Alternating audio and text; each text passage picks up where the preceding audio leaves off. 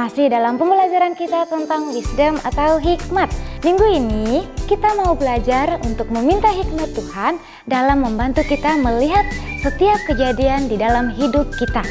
Kita percaya bahwa hikmat Tuhan selalu merencanakan hal-hal yang baik dan indah untuk kita. Jadi yuk adik-adik, kita mau sama-sama baca kalimat komitmen kita minggu ini, yaitu aku percaya rencana Tuhan baik untukku.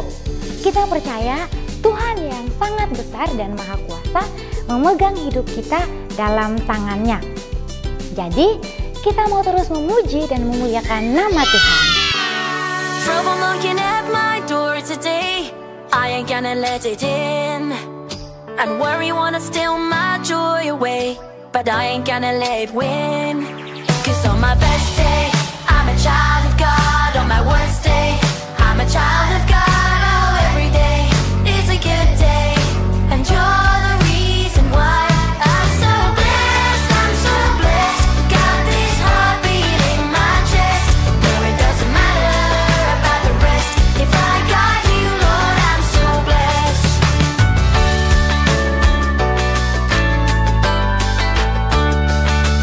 When I count the problems that I see, hope looks overgone, yeah. But when I count the ways you're good to me, you got me counting all day long. 'Cause I'm so blessed, got this heartbeat in my chest, where it doesn't matter about the rest. If I got you, Lord, I'm so blessed. And I'm so blessed, got this heartbeat in my chest, no, it doesn't matter about the rest. If I got you, Lord, I'm so blessed. 'Cause on my best day, I'm a child of God. On my worst day, I'm a child of God. Oh, every day is a good day, and you're the reason why.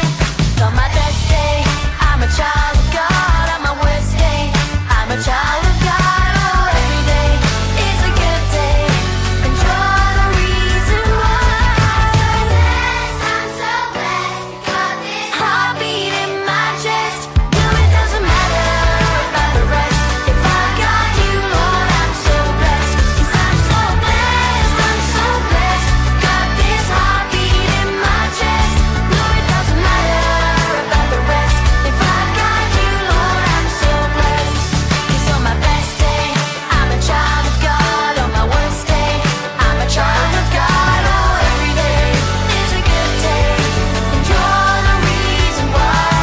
'Cause on my best day, I'm a child of God. On my worst day, I'm a child of God. Oh, every day is a good day, and you're the reason why.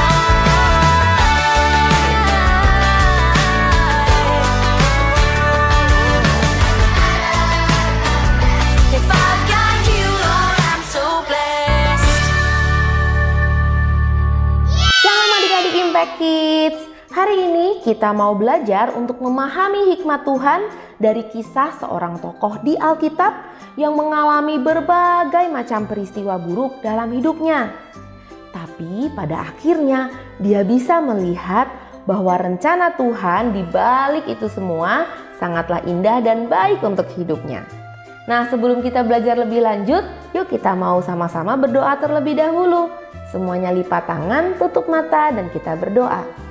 Tuhan Yesus, selamat pagi. Kami bersyukur kalau pada pagi hari ini Tuhan izinkan kami untuk sama-sama mengikuti ibadah Impact Kids online di tempat ini. Tuhan, kami percaya Tuhan yang ada bersama-sama dengan kami, Tuhan yang memberikan juga hikmat Tuhan, agar kami bisa terus memahami apa yang Tuhan mau kami lakukan di dalam setiap kehidupan kami. Pimpin sertai ibadah kami ini Bapa, di dalam nama Tuhan Yesus kami sudah berdoa dan mengucap syukur. Amin. Nah adik-adik, hari ini kita mau belajar dari kisah hidupnya Yusuf.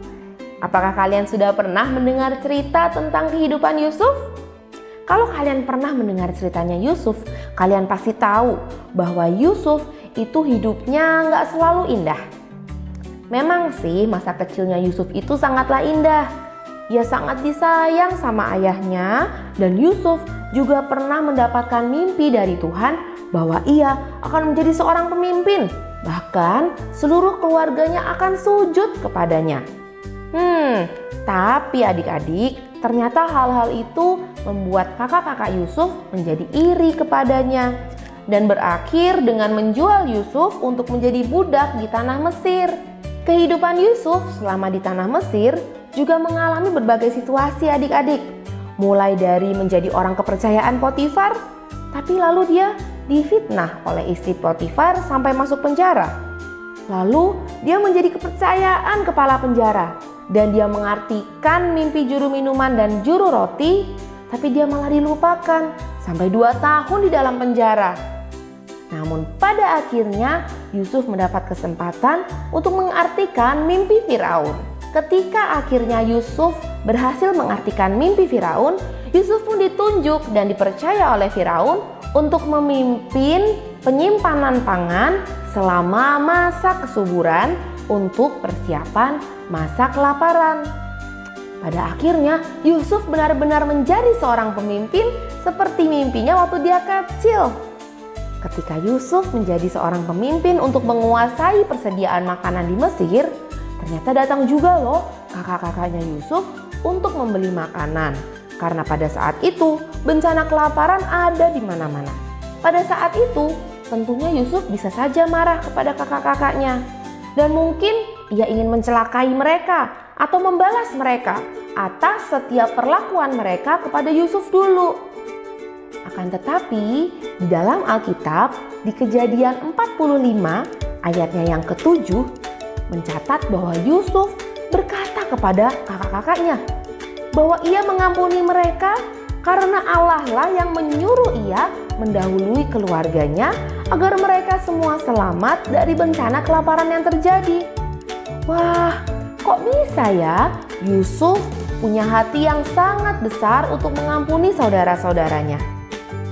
Ternyata adik-adik, Yusuf pada akhirnya bisa mengampuni keluarganya karena ia dapat memahami bahwa rencana Tuhan itu lebih besar dari apa yang ia mengerti.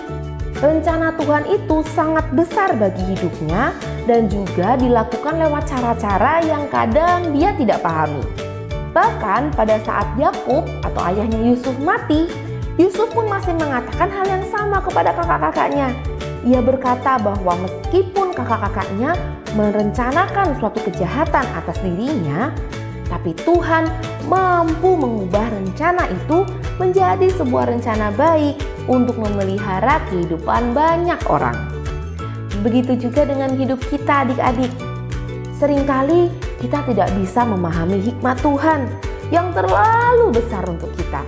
Tetapi jika kita minta hikmat dan pengertian itu dari Tuhan, maka sama seperti Yusuf, kita juga dapat memahami bahwa rencana Tuhan untuk hidup kita itu utuh dan sempurna.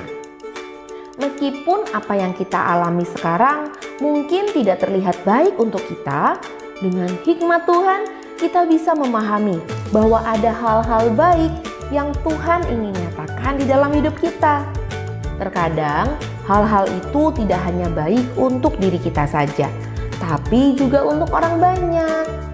Nah, karena itu kita mau sama-sama baca kalimat komitmen kita yang berbunyi, aku percaya rencana Tuhan baik untukku.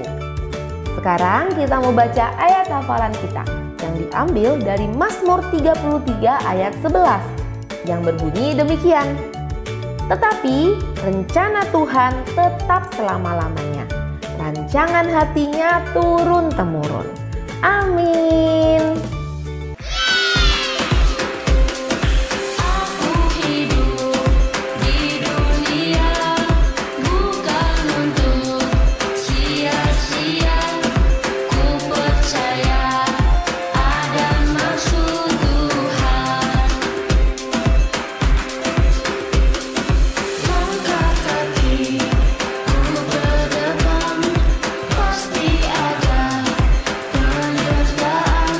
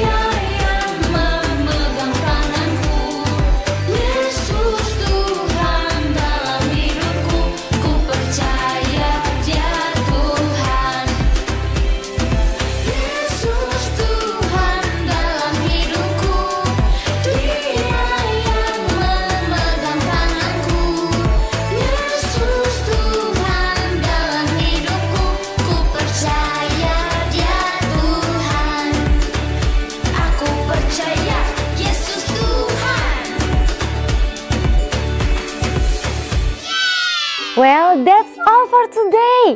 Yuk adik-adik kirimkan hasil aktiviti kalian ke nomor call center yang ada di bawah ini.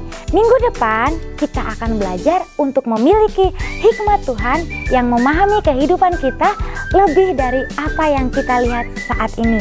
Jadi jangan lupa untuk bergabung lagi di ibadah Impact Kids Online setiap hari Minggu jam 8 pagi ya. Happy Sunday everyone. God bless you. See you next week.